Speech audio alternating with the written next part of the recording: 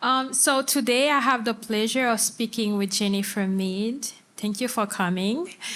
At the age of 13 years old, she was on Canadian radios and TV while becoming an artist who have worked hard with many legendary figures in the music industry. She has also written a book called Understanding the Voice, so make sure you check that out. Today we are going to talk about the businesswoman, the artist, vocal coach, and even a known figure who works hard for the community. So thank you again for coming. Thank you. For starter, we would like to know a little bit more about yourself. So can you tell us? Wow. About Jennifer. Yes. I'm passionate. I love music. I love sharing. I love life, actually, even though it's not always easy, you know.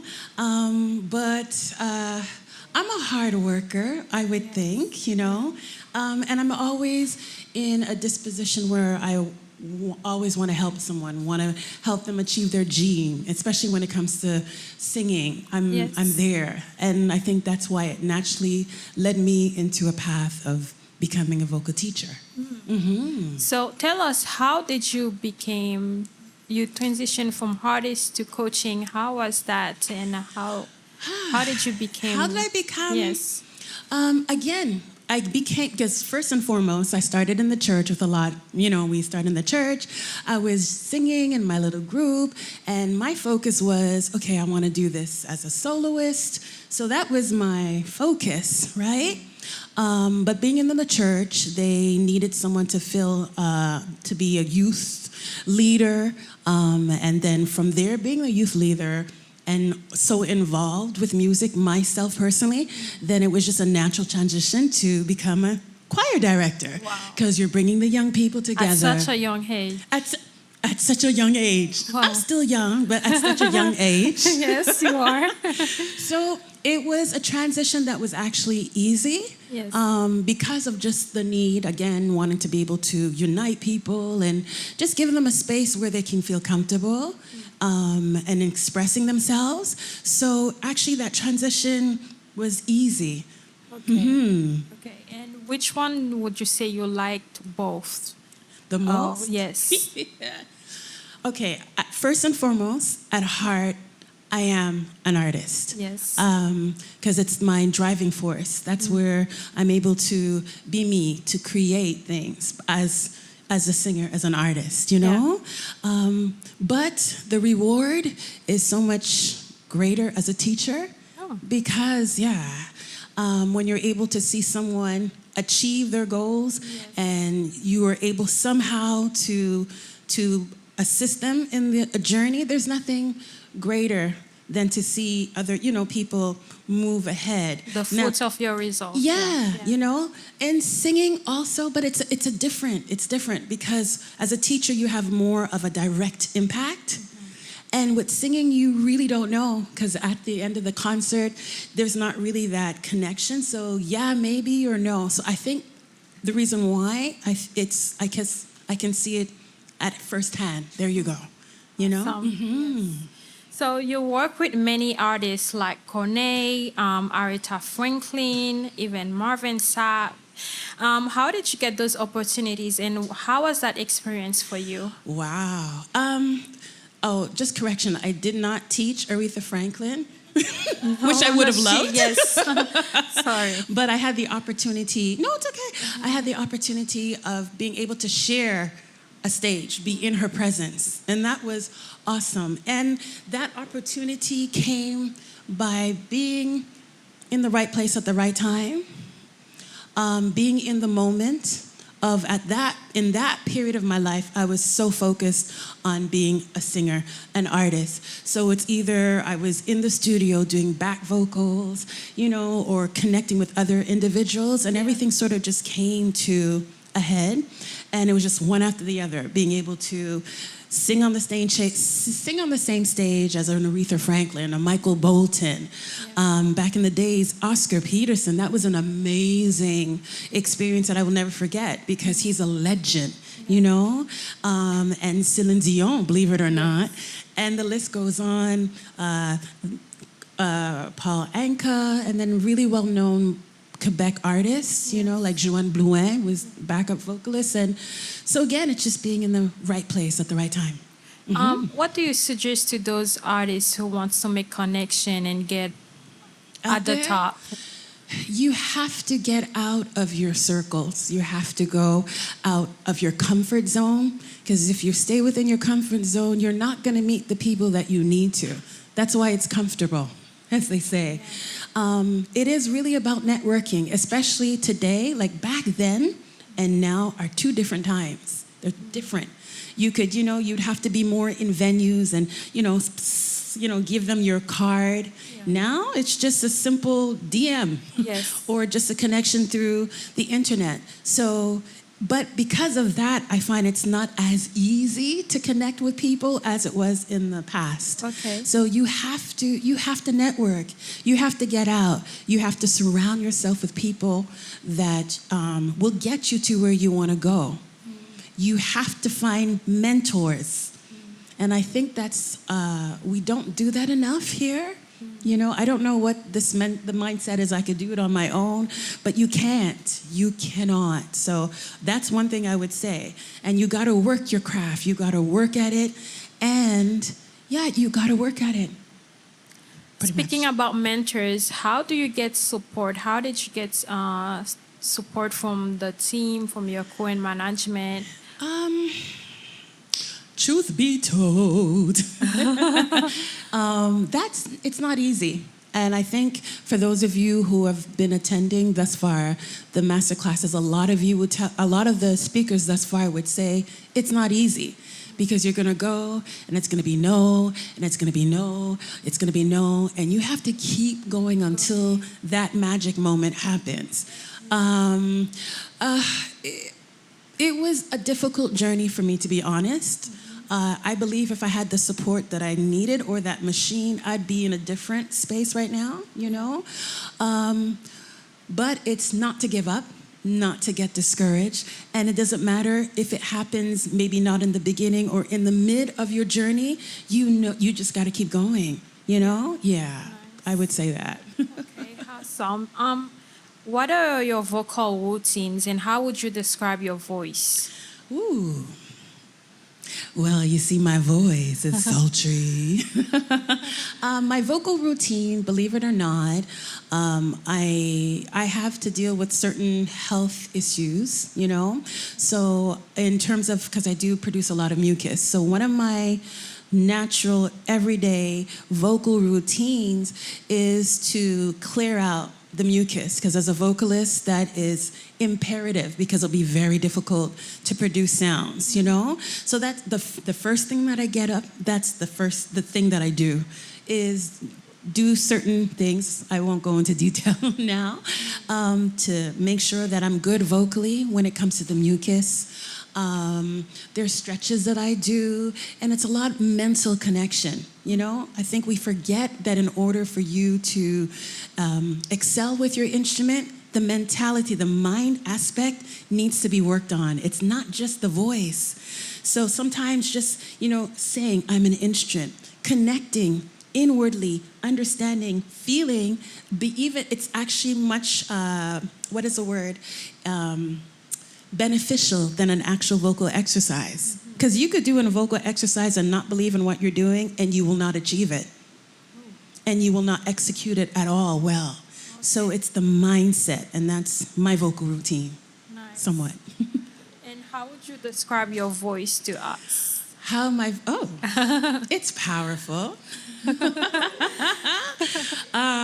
It's rich, it's sultry, it can be sweet, it can be soft. I like the variety that I'm able to produce vocally, you know? So, yeah. Did you get some coaching yourself? Yes, I did. One of my mentors is actually Jerry Brown. Okay. To this very day, she's always, you know, checking up on me, connecting with me. And this is what I was saying, when you're able to meet individuals that can mark you, you need to stay connected. And she's always connected with me. So that's one, definitely, Jerry Brown. Yeah. And how important are vocal lessons for artists, for an artist's career? Okay, I could write a whole book and chapter on that. It's extremely important, and this is one of the things that I try to educate my students. Is we have a mindset that okay, I'm finished my classes, I finished going to school, I'm good, I don't need vocal training anymore. That is so wrong, because when you're in the school and you're actually in life, and what I'm saying in life now is you're actually performing on the stage, it's a whole different ball game. And in order for you to stay on point, to make sure that your instrument is in good standing, you have to have a regular checkup. In anything that you do. Physically, you can't just go see the doctor once and for the next of your life say, I'm good. You have to go to check up just to make sure that things are well maintained. That is the same thing that you have to do. It's imperative as an artist that you are consistently connected with your vocal coach. Yes. So you see big artists like Jennifer Lopez, and I love what I'm seeing today, because you're seeing a lot more vocal coaches being visible with these artists, that they're actually showing you that, no, I have to do my vocal coaching, my vocal techniques, and I have my coach to assist me. So you want to be at this level, you need a vocal coach. Mm-hmm. Nice, very important. So how does an artist know that they are damaging the voice? Yes, the voice. Well, if you're singing and it's not comfortable and you're having a lot of issues, I think you'd sense it right away if you're not in a good vocal state, because your body speaks to you. Whether you're singing or not, if you have a pain in your leg, that means something is not right. Your body constantly speaks to you. We just need to learn to listen, because sometimes we do hear, but we don't want to follow or listen, or we do sense these things. So you would know right off the bat. Is there any home remedies that you would like to Home remedies? Yes. Oh my gosh, there's so many.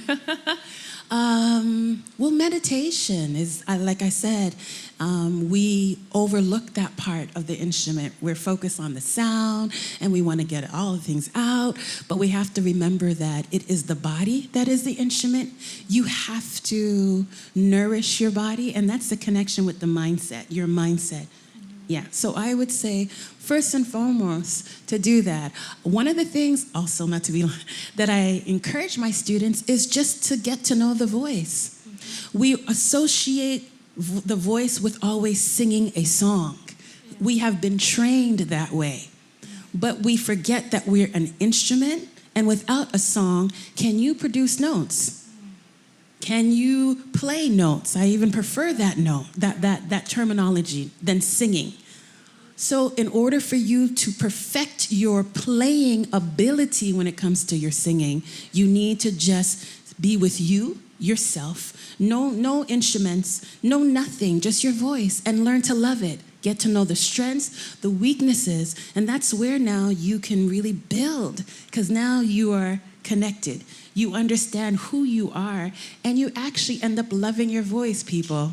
Yeah. So you have to go through that journey. Mm-hmm. So what are some vocal exercise that... Vocal exercise? Well, listen, this is the number one mistake that we make. And we've always been confusing vocal warm-ups with vocalists. Okay? So without realizing it, you're damaging your vocal cords because you're not giving it the time that it needs to get the engine running. Just like if it's a winter and you have a car, you cannot just turn on the ignition and put into park and go, because you will actually flood or damage the car because it needs to be warmed up. What do is just turn the key and you let the car do what it naturally does. That is what we also have to do vocally. So we're ready to go, hey, and ha, and the body is not connected with the mind. The airflow is not connected. So you're not mentally, physically prepared to create these notes. Yeah. So, yeah, that's what I would say. And speaking of vocal exercises, what are the characteristics that makes a singer great? their connection with themselves, their discipline. That's what makes a singer great. And yeah, it's just and the belief that they have in themselves.